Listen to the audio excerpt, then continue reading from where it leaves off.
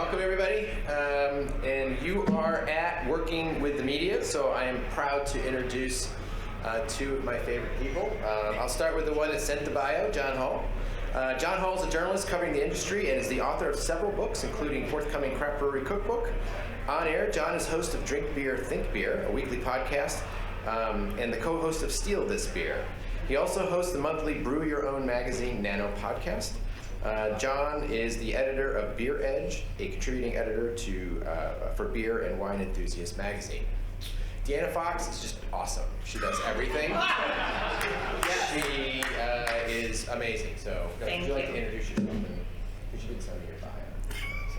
I did. And Can you show everybody the bio? Damn it. The bio sheet. Is it my fault? Because it doesn't like you. It's okay. It's fine. There's a paragraph about me, and then it just says Deanna Fox. I thought I was waiting for it, and then I didn't. So my bad. My bad. I'm sorry. Lesson number 2 about me. She did send me that. Well, I'm Deanna Fox, and I'm a journalist, and I cover beer, but beer isn't the primary thing I cover. I cover mostly food and agriculture, and how beer intersects into those topics is why I'm here. And I write for, who do I write for? I write for everybody. Yeah. Yeah. Whoever pays money. Whoever pays money. Because it's a job. All right, so I guess we'll go. Yes, so John and I have done this presentation before in the past. I think we did it last year. Yes. And it's amazing that just in a year, how much the media has changed. A lot of publications that focus just on beer or just on food are just going away. Chowhound, which has been around for 25 years, announced this week that it was closing. And it's just a resource issue. There's very few resources dedicated to the media, and the first place that people cut, publishers cut, is those very niche markets of the things that John and I write about.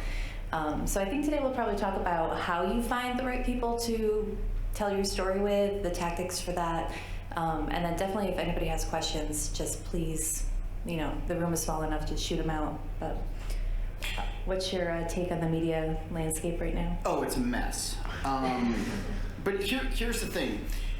You all already have a lot on your plates. You're small business owners. You have a lot to contend with. Not only are you a manufacturing business, but you are also a public-facing business as well. A lot of you also have food components, so you're also a restaurant. So you're multifaceted in everything that you're doing. At some point, if you don't already, you should sit down and come up with a media plan. How do you want to communicate what you're doing in your particular place? How often do you want to be talking to people? What do you want to be putting out there? If you look at successful breweries, not saying that you're not successful, but ones that get regular media attention, how are they doing that? How are they putting this forward? How are they actually getting the eyeballs on their stuff? A lot of it has to do with social media and actually publishing on a schedule. And then if you're doing social media, because that actually helps you get in front of customers and media, we are customers as well, and we pay attention to what you are doing on your social media channels to get story ideas that will then turn into articles or podcasts or videos or whatever else that will then help you get a better audience. But come up with what you want your strategy to be. And if you haven't thought about it, this is the time to start thinking about it. Do you want to sell your beers all the time? Do you want to talk about the flavors of your beers? Of which, then how are you communicating that? If you want to talk about, your staff, if you want to do goofy videos for TikTok or whatever, those do really well. But come up with a schedule and then stick with it. It can't just be ad hoc of like, oh, we're going to do this today, but then we're not going to do anything for 4 weeks. You need to build up repetition. Think about network television, right? I know it's a weird thing to say in a streaming age, but Saturday Night Live is on every Saturday night at 11:35. The Tonight Show is on every night at 11:35. People get used to regular programming, and that's how you build an audience. That's how you connect with people. Think about your media strategy the same way, especially when it comes to social media stuff. Right, and to John's point, there's like 3 tiers of media essentially. So there's paid media, which is like advertisements, or sometimes you get those quote unquote journalists who are really just content marketers, and they reach out and they're like, hey, if you pay me $75 or whatever the cost is, I'll include your brewery or your beer in a roundup of beers. So that's, I know, paid media. Yeah. Your money is better spent elsewhere. Correct. I think. There's social media, which is what John was just talking about, having a regular schedule. And there's so many tools out there where you don't have to be on your phone posting to Twitter and Instagram all the time. There's things like Planoly and Contently. You can do it through Facebook. You can schedule right in the Facebook business platform that you should all have associated with your Facebook page. And you can schedule for months, years, infinitely schedule a post. And then there's earned media, which is kind of where John and I focus. So earned media is anything that doesn't cost you anything, where a reputable journalist and a reputable news source or outlet will write about you. So earned media usually has the most like bang for your buck because it gives you automatic legitimacy. If someone else who's like quote unquote some sort of authority on the topic, which would be John, reaches out to you and wants to write about you or get your ideas on a particular topic, that just makes you like an expert in your field almost. So that gives you a lot of legitimacy. But when you work on your media plan, you should include those three things. And they all have a lot of good, like, a lot of newspapers now, they have inserts. You probably have all been in them, like a magazine or a special food publication that they'll do once a year, and they'll reach out to you and be like, do you want to pay $400 for a half-page ad? That's good. That's a good thing to do, I think. And then they usually give you something, when they reach out to you, they'll be like, and you get whatever, 15 inches or 500 words of editorial. And that just means tell us what you want us to say about your brewery. So include those three things. And another thing that you can do too, I think to John's point, is your time is so limited because you're trying to do all of the things all at once. You're trying to do operations, production, human resources, marketing, sales, all of it. And brewing, at least in all of the various fields related to food and agriculture that I write about, brewing seems to be the most collaborative of any of them. More than cider making, wineries, distilling, brewers seem to get along for the most part, and a lot of them do, as you know, collab brews. So why can't you take that approach and turn it into your media strategy? So maybe you all pitch in to pay somebody, a public relations agency, to help you promote for a short period of time, or working with your local tourism board. I'm sure all of you know how important it is. 100%. Yeah, breweries are a big draw when it comes to tourism. So work with your local tourism board, work with their press agent, and be like, hey, this is our beers, or this is the program we have going on right now. Can you help us get the word out? And a lot of times that's free because it benefits the tourism board too. Can I just ask a quick show of hands, Paul? Who has paid money to Meta, Mark Zuckerberg's company, for advertising either through Facebook or Instagram? Cool.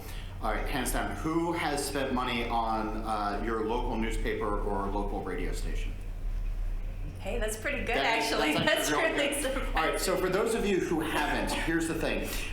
When Meta charges you, they're going to find people like me who I'm a beer fan, right? So I'm going to get hit with your ads over and over and over again, and they sort of become background noise.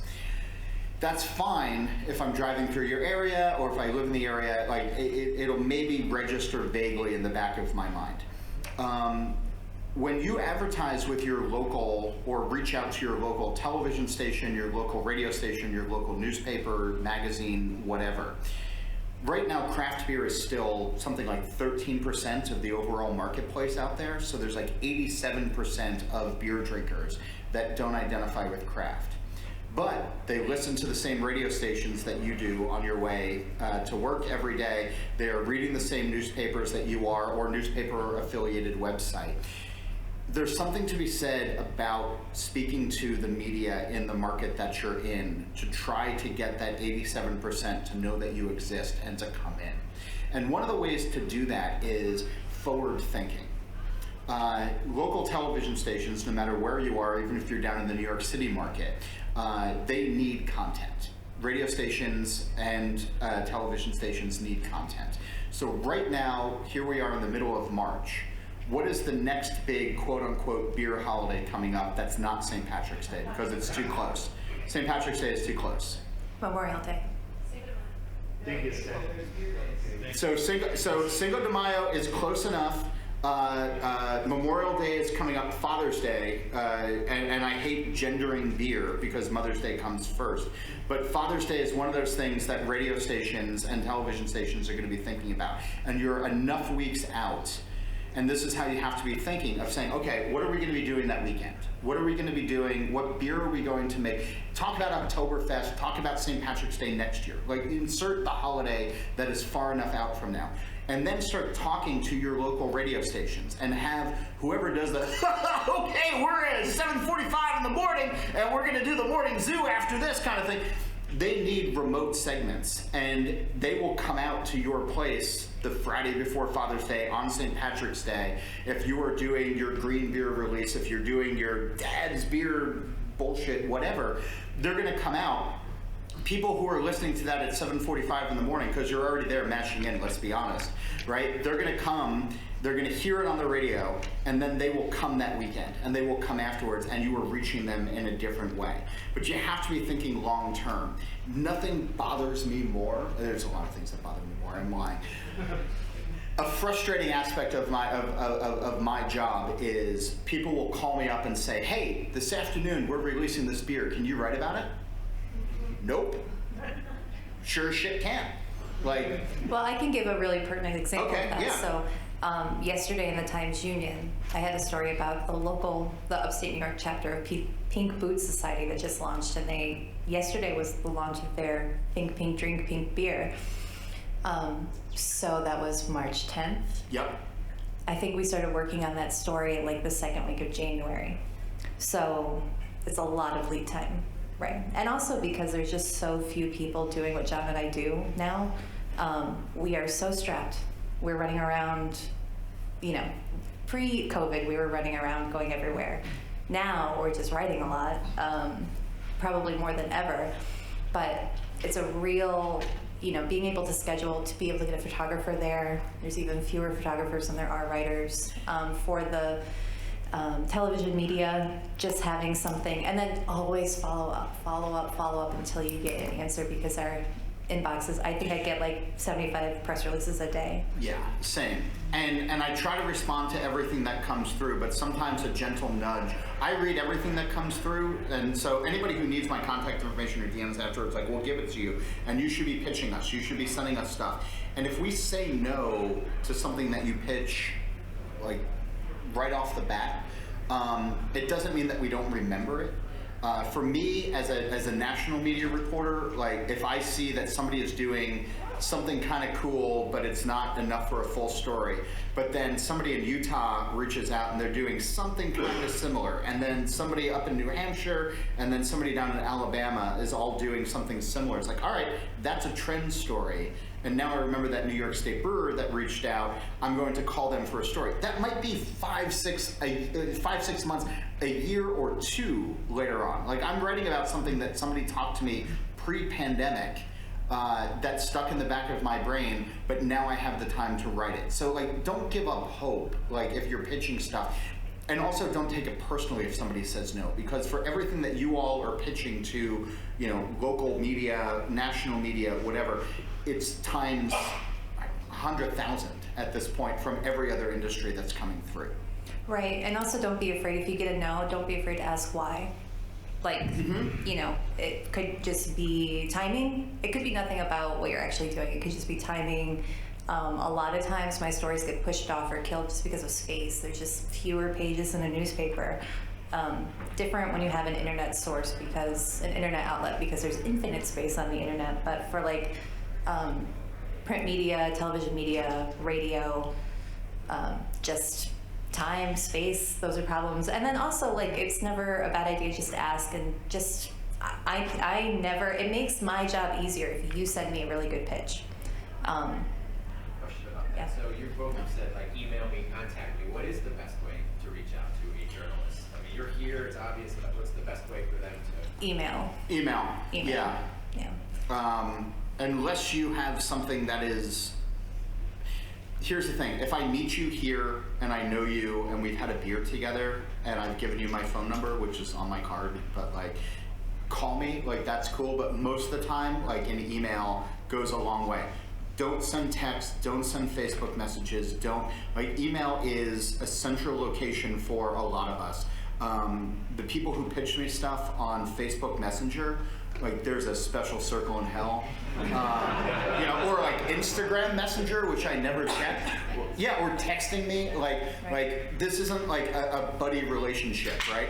It can go the other way. If I know you and I need something really fast, I might text, being like, hey, remember we had this conversation, can you give me a call? Or like, let me know when you're free kind of thing, because it's an immediate thing. But email, if it's coming into us, it's still the best way. And as Deanna said, don't be afraid to follow up as well. We get so many emails. I try to respond to everything that I get and read everything that I get. But if like something really feels important to you and you bump it back up to me a second time, I'm going to actually stop and think about it just a little bit harder than I did the first time, and that could lead to something. One more point to what Deanna said of photos, right? The beers that you make are usually not ready for 3, 4, 5, if you're making lagers, 2 months afterwards. Document the day that you're doing stuff. Even if it's goofy shit, like if you're putting, life-size gummy worms into your beer, please don't. But like if you are, take pictures that day. Because if I come back and say, actually, yeah, this could be kind of fun, do you have any photos? Because there's no photo budgets anymore. And you're like, oh, we didn't think to take out our iPhone 13 that day. It becomes a little bit less. It also helps if you're just documenting your everyday brewery life. Like take pictures of the beer and the life in the brewery as it's happening. It's just important for like your own memories. We think back on like some of those like early, I missed Caligione yesterday, but like, there are 3 or 4 Polaroid pictures of Sam from those early days that get reused all the time. These days he's got documentary film crews following him around. But in those early days, there wasn't a lot of opportunity. These days everybody has a camera in their pocket. Don't forget to just stop and document what's happening, because 15 years from now, you may remember that one day where the beer went just fucking sideways and it sucked, but you can laugh about it then, and then it comes up in a story, and you think about like those Olympic athlete profiles that go up there every 2 years on NBC, where it's like the kids with the grainy footage and everything like that. You can retell that story when you're giving your own presentation and you have the photo to document it. Take a lot of photos is essentially what I'm saying.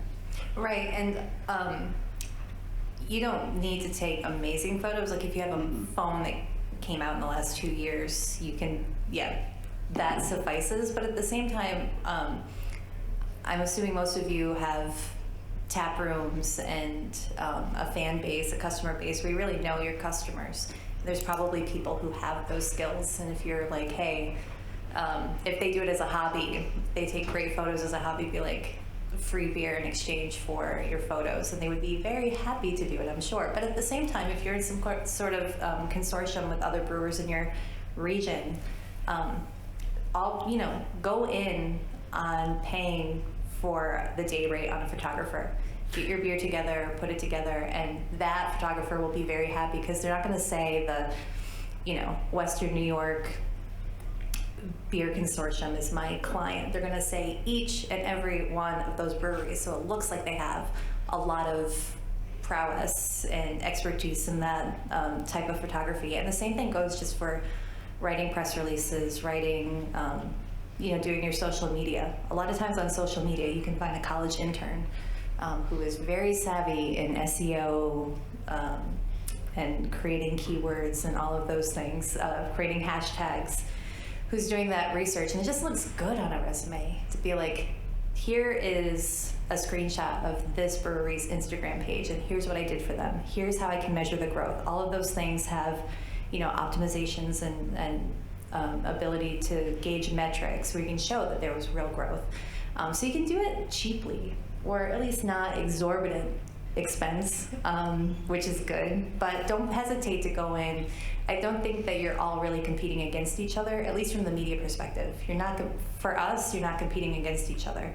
And if you work with somebody like John or I, like John said before, you're not just hitting that captive audience that you've already had, you're reaching out and finding new people who don't know about you yet. And that's really where earned media gets you somewhere. And that's the thing, find the stories that are going to make people interested in visiting you, right? So this time of year, right, I was flooded with, here's our Girl Scout cookie beer pairing kind of thing. Cool, right?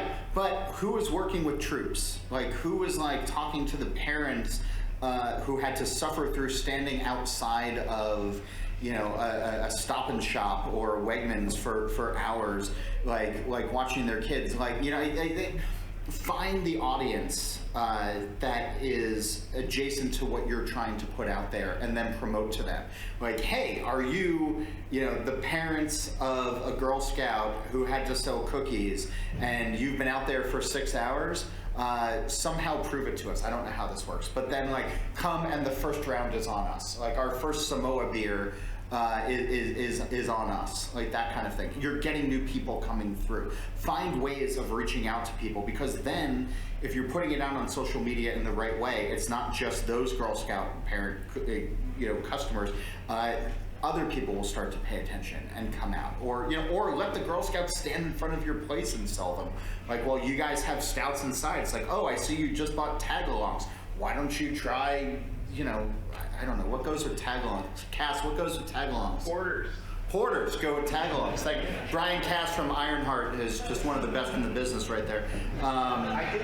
If you need cookies and beer pairings, Brian Cass is the guy that you need to see. Also mobile cannon. At booth 59. Shameless. But find ways of connecting to people's everyday life, and it'll work out. Right, and I think that speaks to being able to craft an angle for your story. Like, what is the actual story? If you're just releasing a beer that doesn't really have much, like, there's only so far you can get on, we're making it with New York State hops and New York State malts. You know, 5 years ago, that was really something that we were writing about, and it's kind of become commonplace now. If you tie it into the, wow, that's such a beautiful sound. Wasn't it great? That is lovely. I wish we were recording. Thank you for timing it right when I was speaking. So what I'm saying is not important. I appreciate it. Oh. Hey, Chris, thanks. That's a good beer right there. I mean, I haven't had it yet, but you know, I'll let you know in a second. Yeah. Good. That's no pressure. You guys have mentioned press releases a few times. Sure. What are good ones? What are bad ones? What gets your attention? One page. Yep. Having information, the who, what, when, where, why, right at the top. Very clear contact information. And if you have more than one person that you think we should speak to, like give a short bio about that person or why they're relevant to your story, and contact information for them. If you even get quotes from them, you know, so if it's, let's say it is 5 years ago and you're making an all New York beer, having the maltster that you got the malt from give a quote, the person you source the hops from give a quote, the head brewer give a quote. The less work we have to do, the better, and then it's our job to kind of differentiate from any other reporter that might be writing the story. Like, it might be all the same quotes in every outlet, but the way that we tell the story is where our job really comes into play. Yeah. The question I get a lot about press releases, and if anybody needs one, like a sample, what a press release should look like, come grab my card afterwards. I'll send you the template that you can use. It's not hard. You can also just Google press release template and you'll find one. But use that. There are 9,000 plus breweries in the country these days. I'm on a mailing list for a lot of them. It is frustrating when I get a press release that is actually a cool idea and I don't know anything about the brewery because it doesn't tell me where it is or anything about like we were founded in 2014 with the idea that lagers will someday crush Citra Mosaic DDH IPA. Like whatever like your story is. It's just basically like, oh hey, we did this today and we think it's pretty cool.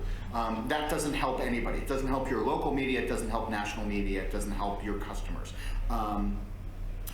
Simple press release etiquette or just filling in the gaps, it goes a long way to actually getting your story out there. So I'm happy to send, if anybody needs one, just shoot me a note and I'm happy to pass that on. But but press releases are important and they don't have to be for everything, but they should also be timely. Right now, everybody's attention is in Ukraine deservedly. If your brewery has become a hub for donations or making the fuck Putin beer or whatever you're doing right now, 3 weeks from now, you're gonna look like a Johnny-come-lately. If you do something that is immediately tied to what is happening in the world right now, get it out as soon as you can. Like, and that's like that day. Like, take the 25 minutes out of your day to say, like, all right, like, yeah, we're gonna make this like Putin's an asshole beer, and it's gonna be ready in 2 weeks, but we're brewing it tomorrow. We're gonna send it to every television station, every radio station, every newspaper in our area, and invite them to the brew day tomorrow morning at 10 a.m. to see us mash in for it. That's what you should be thinking about as well. And that's where a press release actually comes in very, very handy. Right, and so John brought up a couple of important things there. So going back to the initial question about what should you include in a press release, that thing that you talk about what your brewery is, just 4 to 5 lines about your brewery, that's called your boilerplate. So it's usually in italics, and it's not in the body of the press release, it's at the end. And John can send you a template, I can send you one as well. Yeah. But there are little like tricks that you can put into your press release that makes it look like a real media person sent it out, not a brewer. So things like when you get to the end, if you put, the pound sign, like for numbers, 3 of those at the end, that's like media shorthand for it. That's it, that's the end of the story. Or M-333 M-, that's it, that's the end of the story. Am I not supposed to tell them? You're giving me a look. No, so I do end it, dash, ENDIT, dash, like that's my shorthand for it. But, yeah, but I like mine better, but that's all right. So having little things like that is really kind of can fool the media. None of us need to know that you wrote it. It doesn't really matter who wrote it. But John also, talking about press releases, there's also a difference between a press release and a media advisory. Yeah. So a press release is kind of like the story. The media advisory is very similar to a press release, but it's like, half a page maybe. It's a very short email, and it gives you the who, what, when, where, why. But then it also just says, we're brewing Fuck Putin beer on this date. We would love media to be there. Please contact XYZ person for more details. And that's also good. And usually you send them kind of in a scheduled pattern. So the press release might go out first, and then a couple of days later you send the media advisory, and then the day before you send the media advisory, and then the morning of you send a media advisory. And you just have to hit people a bunch of times just to make sure that they see it. But at that point too, a media advisory is pretty broad. It goes out to everybody, as does a press release. But if you really want a really great story, there's something to be said of like giving exclusivity to a reporter, knowing that John or I, preferably me, has the story. If you're talking about New York, absolutely, Deanna. Yeah. But you would send your press release, and then you would send send it in the body of the email. And I really like getting my press releases actually as an email, not as an attachment, because sometimes those are just hard to open. Yeah. You agree? Oh, 100%. Yeah, I don't need your PDFs or your downloadable links or anything else.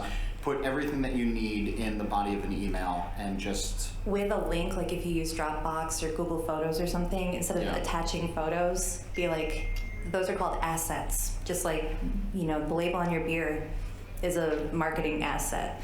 Any photos that you have, just, here's a link to assets, include your any photos that you have, include your logo, anything that helps tell the story about your brewery. But anyway, exclusivity. So you would start off by actually like pitching the story. So like, dear John, this is what we're doing.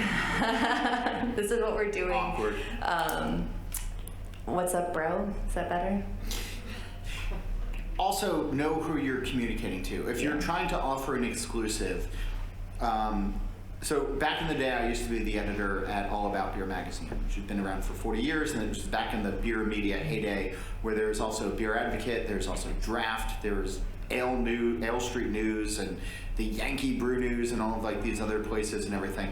And it was very hysterical to me when I would get a pitch from somebody when I was at All About Beer being like, and we'd love to see this featured in the pages of Draft. It's like, cool. So you sent it to them first. Right. Like, I want nothing to do with your story now. It doesn't have to, personalization is good. Don't try to offer multiple places the same thing at the same time. Or if you do, it's called a multiple submission. So if you just say, like, this story has gone out on multiple submission, then we know that you're talking to other people. Because a lot of times, so I'm a freelancer, I'm not a staff writer anywhere. So I've run into issues before where I'm like, this is a genius story, I would love to write it, let me get right back to you, I'll talk to my editor. And they're like, sorry, you're too late. 30 seconds ago, another writer had reached out to this, about this. And I'm just like, would have been nice to know before I wasted my time and also made myself look like an ass in front of my editor. So. Yeah. Can I just say two things really quick, just going back to social media, of making sure all of your hours, your addresses, contact information, whatever is updated both on your social media page as well as your website.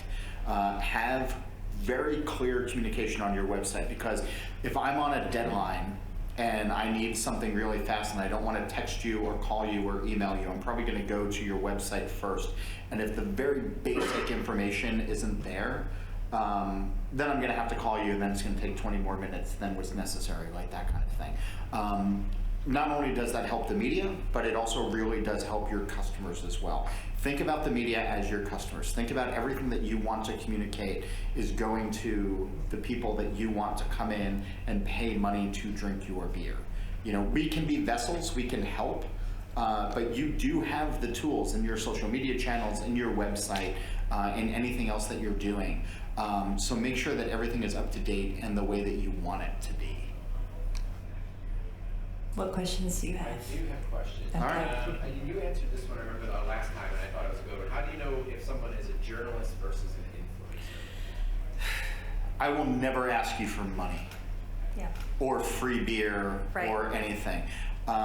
Journalists, if you think back to the Cronkite era, if you think back to what news used to be, I do this because this is my job and I like doing it. There are people who like the trappings of free shit, who come in and it's like, oh, I got 300 Instagram followers, how about a free burger? You're not going to get anything out of that. I mean, maybe you will, and if you want to, that's cool, that's up to you. But anybody who comes in looking for a two-way street, that's not what we do. I consider it, and I'll let you answer in a second, I'm sorry. I consider it a privilege if you talk to me, because I'm trying to write a story. And if you have the time and you have the interesting information to give to me that I can put into a story, that is an absolute privilege for me to then get the information that I can put it out to my readers or my listeners. I'm not asking for anything in return except your time, which I understand is a privilege.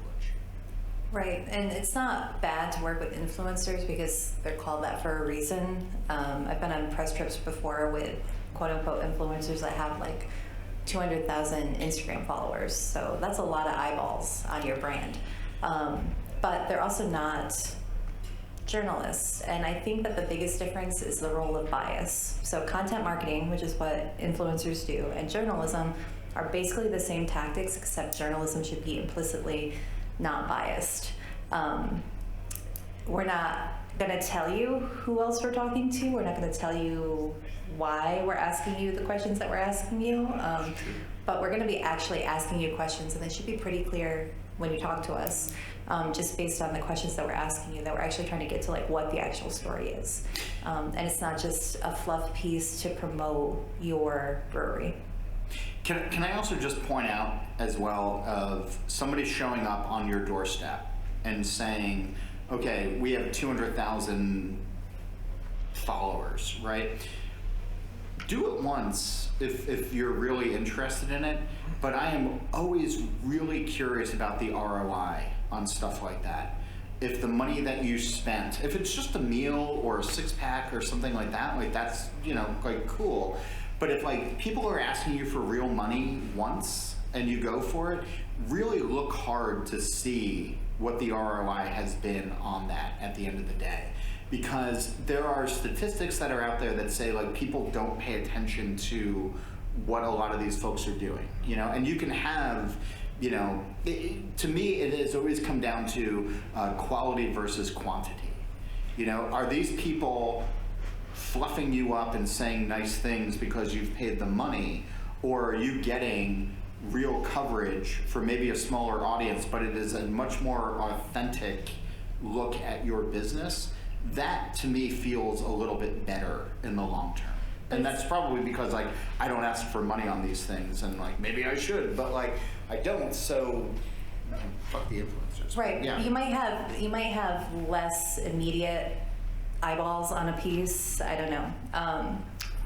But I think in the long term, it actually helps you to work with like established media, because the way that any media source has now, what they do now is that every piece of content they produce, every story, lives on the internet.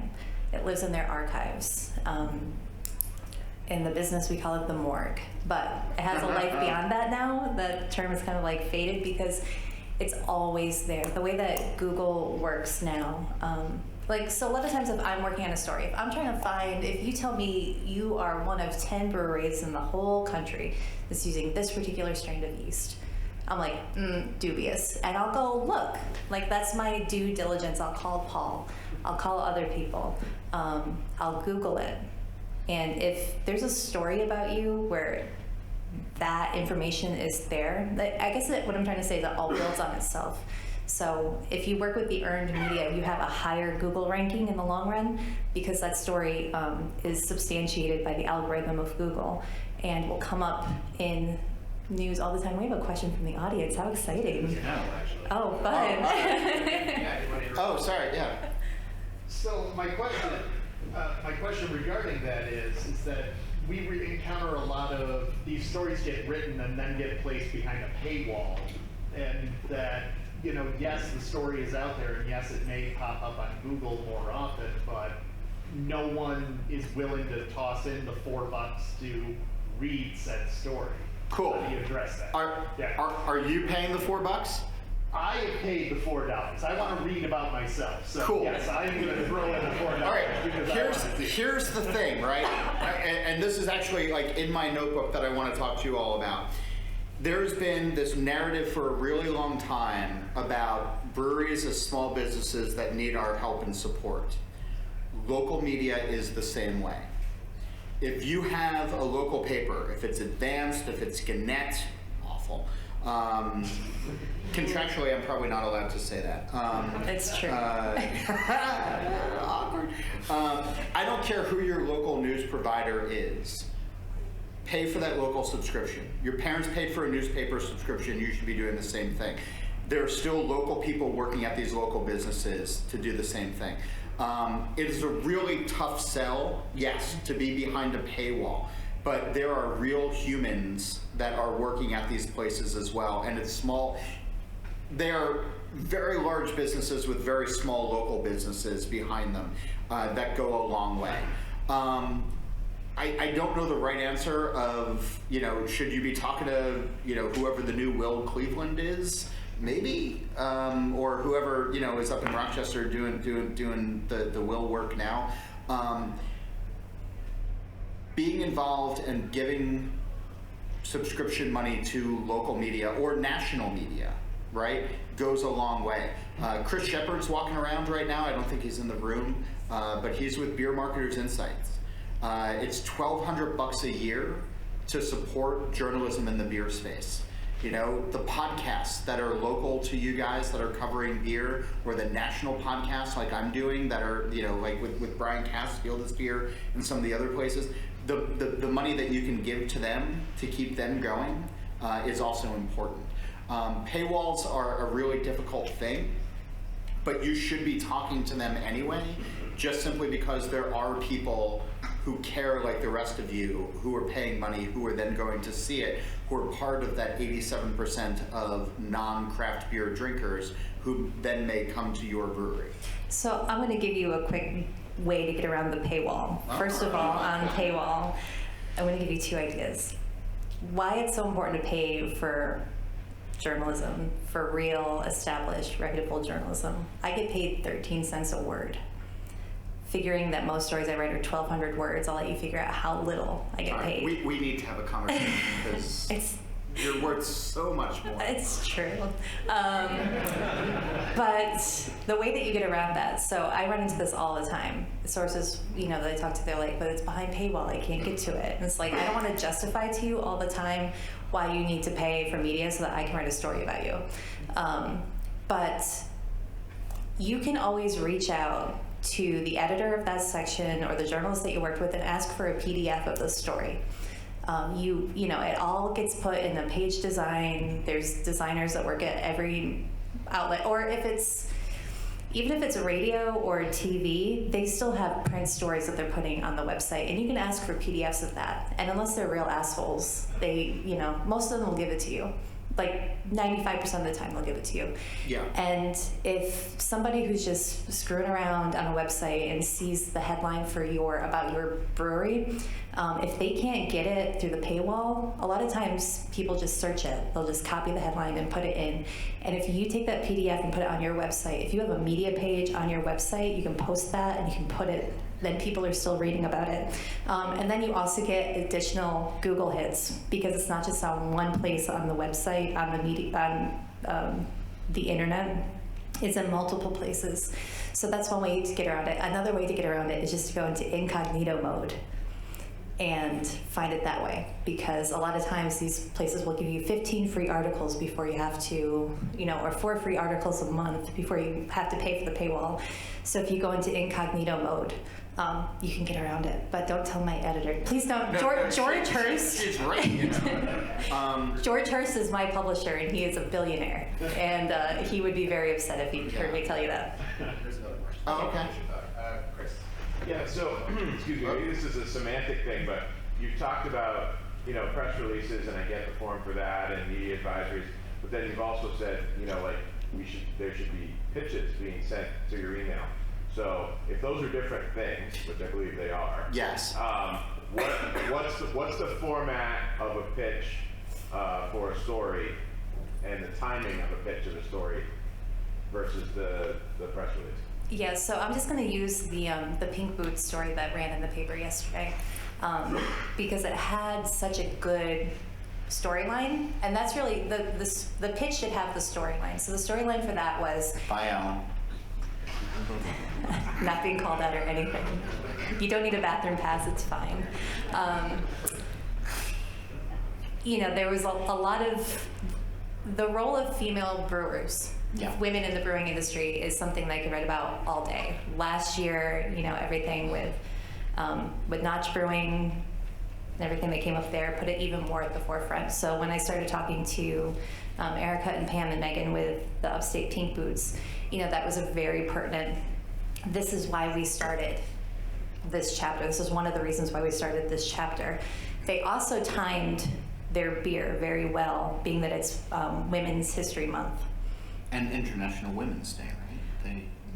That was Tuesday, Was I that think. Tuesday? That was this week, though. Yeah, and also this conference. So their pitch, which was different than their press release that Megan put together, was, you know, the press release has details just like about it being Women's Day or Women's Month and about the issue, but the pitch really comes in, this is why it's impactful. It's impactful because people need to know that it was only 7 years ago that we started keeping statistics on how many women work in the brewing industry. It was only 5 months ago that the first statistics were released. Meanwhile, women have a long history working in beer. And so that was really more of the pitch, developing the storyline, finding the through line, figuring out why it's important for people to know this story. So your media advisory is the lowest level of information. It's just who, what, when, where, why, please show up. The press release is gonna have more details. It's gonna tell people about your brewery and what you're doing. And the pitch is like, I've read your work. I know the kind of stories that you write, and I think that you're a really good person to tell this story, and here's why. Here's why it's important for your readers to know about this story.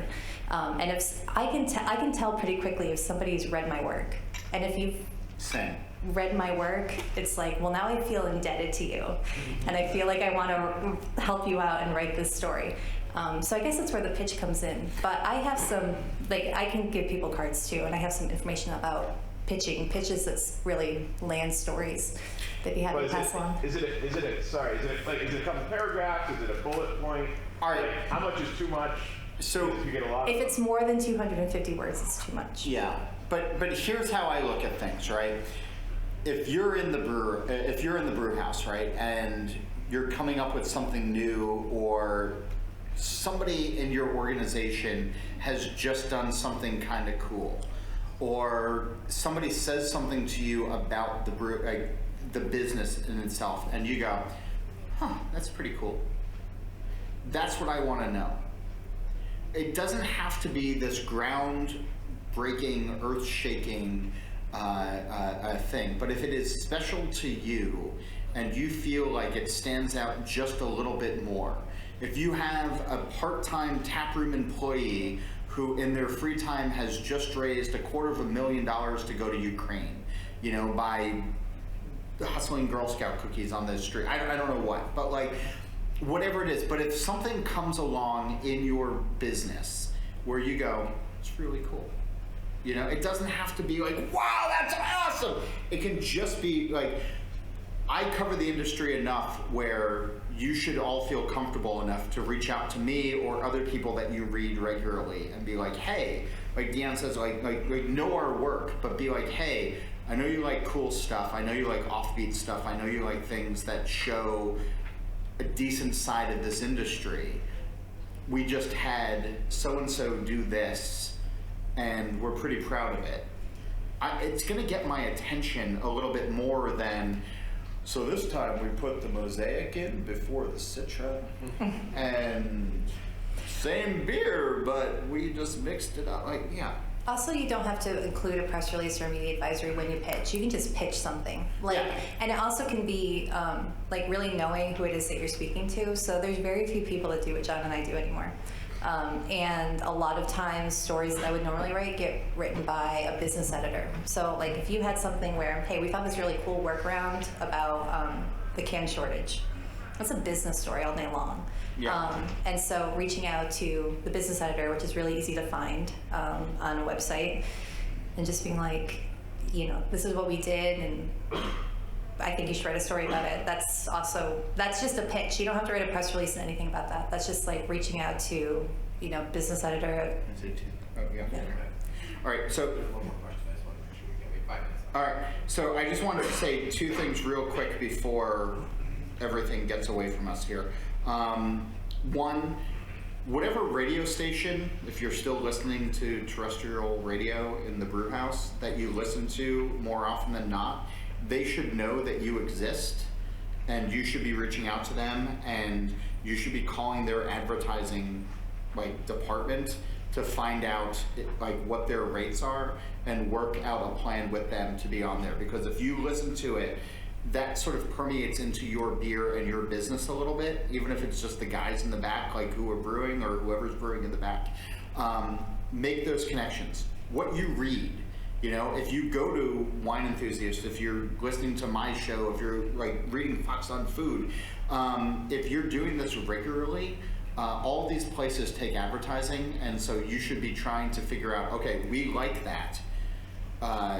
People who also like this might want to know about us. So please take that into consideration. It goes a little bit longer and has more impact working locally than it does Meta. The next really quick thing, to get the word out, there are so many billboards that exist in the world these days. Brewers should be advertising on them. If anybody's driven from New York to Boston, the city to Boston, and passed by Two Roads in Stratford where they have that billboard that says exit here for the brewery, a couple of years ago they were saying it was like 7 or 8% of their taproom business was just people who are like, oh yeah, we're gonna pull off. There's one in your town. Like, buy one, get used to it. And then the last thing that I want to say is have a bad news plan. And this sucks, but have one. Crisis communications. Threes is a perfect example of how shit can go sideways really fast. And here's the thing, they handled it almost as best as they could because the employees were appalled, and they should have been. If you have an owner, if you have a brewer, if you have somebody who is like that, or who can bring a bad thing to your business, they should not have the passwords to your social media accounts. There should be a dedicated person who's there to talk about the beer. And I'm not trying to be like, oh, stick to beer and stay out of politics, right? It's not that. But if you have, as I said in the beginning, a media plan where our goal is going to be to talk about every new release that we do, or to talk about our community, or to talk about whatever, and then somebody who has passwords comes in and hijacks it and starts talking about neo-Nazis or whatever, that's going to fuck you up for a long time. Threes is fucked for a long time. Yeah, but tell us how you really feel about it. I'm not going to be writing about them for a while because I need to see how it shakes out. Like feel good coverage. Like, you know, if they reach out and they're like, hey, we have a new IPA, it's like, cool. So do 8,000 other breweries. The guy's gone. Have a bad news plan ready for if something goes sideways, but also know who has control to your public message. Ian has a question. Sure.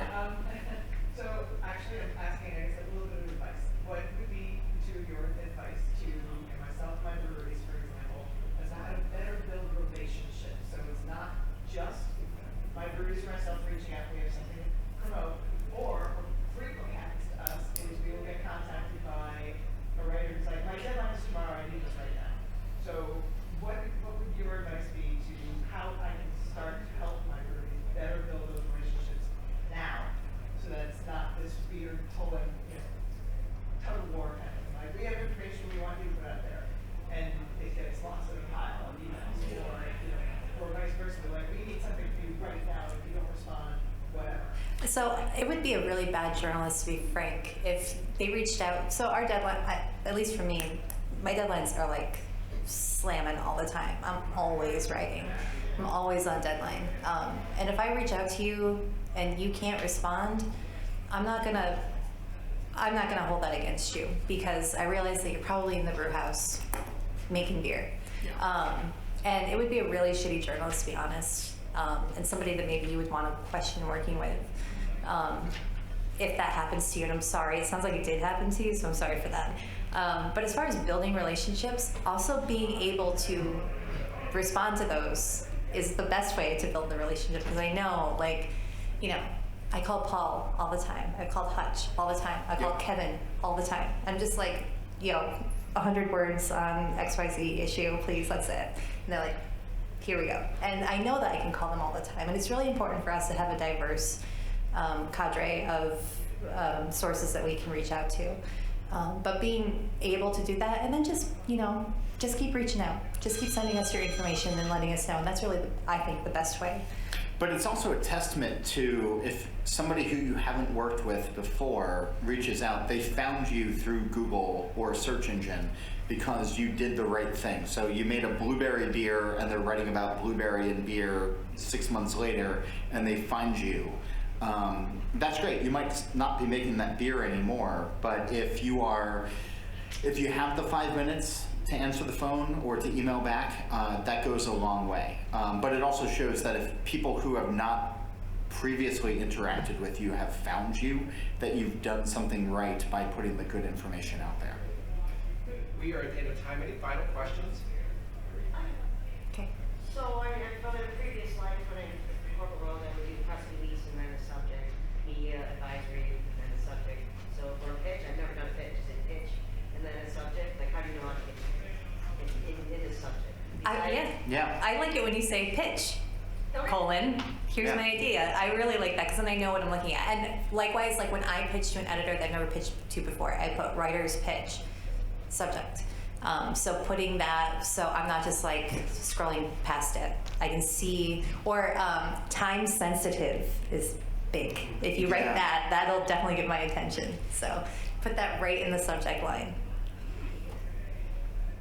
Any other questions?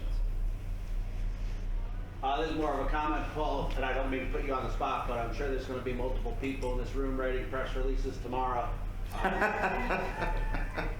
with what's going on this evening. Is there a place that the association can put some quotes from you or from the other members? You mean in terms of like publishing your? No, as far as getting a quote from you or the association in general that we can put into a press release? Oh my God, who is that asking that question? That's genius. Yeah, hey Drew, hey. That's something you should be doing all the time. Yeah. Really quick, like reaching out to Paul or somebody like Paul to be like, I'm putting together this press release. Can you give me a quote to put in this press release? There's a Genius. whole beer made about calling this gentleman. I don't have any. But here's the thing, right? For those of you who win tonight, over the course of the next week, everybody who is in your market should know that you won. You should have a release, and why it's important, right? GABF is cool, but this was done in your state by people who, by and large, are in your state, who know what they're doing, and the awards that you win tonight can help you in the long run.